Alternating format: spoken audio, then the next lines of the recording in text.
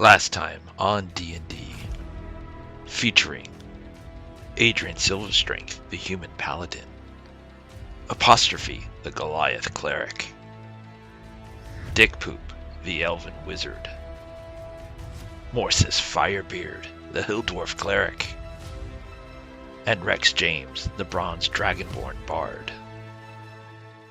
On to session 5, which the notes are pretty brief, so this will be a really quick one.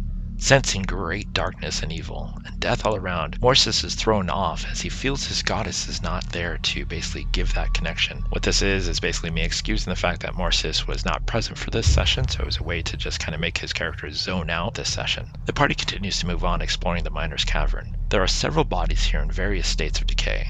There's equipment sprawled throughout the cavern. Several supply wagons and carts are turned over. The smell of decay is extremely strong. Rex, James, and Adrian begin searching through the bodies for clues. They both find some nice blades, some gold, and even some gems. But what they also find is a carrion crawler, which lunges out at them from the dead bodies, protecting its food source. Carrion crawler is essentially a very large beast that typically feeds on the dead. They can be found typically around graveyards because their preference of food is decaying bodies. And this carrion crawler has learned that there's a bunch of dead miners in here and has made these miners a food source. The party is gravely wounded by the carrion crawler, but do manage to kill it. The party tends to Rex James, who was nearly fatally wounded in the fight. The party, after healing and resting, moves on to the last known passage in the cavern. A portion of this cavern is collapsed. There is a small hole that goes to the north that would require anyone with medium size or larger to try to squeeze through. The party could hear clicking sounds beyond the hole, and sounds like a bunch of excited crickets. There was blood all over the floor. Adrian goes to examine and sees two dwarf-sized insects burst from the small hole in the wall and begin attacking aggressively. Apostrophe casts Thunderwave, which collapses that portion of the cavern over the hole, as well as the two creatures that had burst through.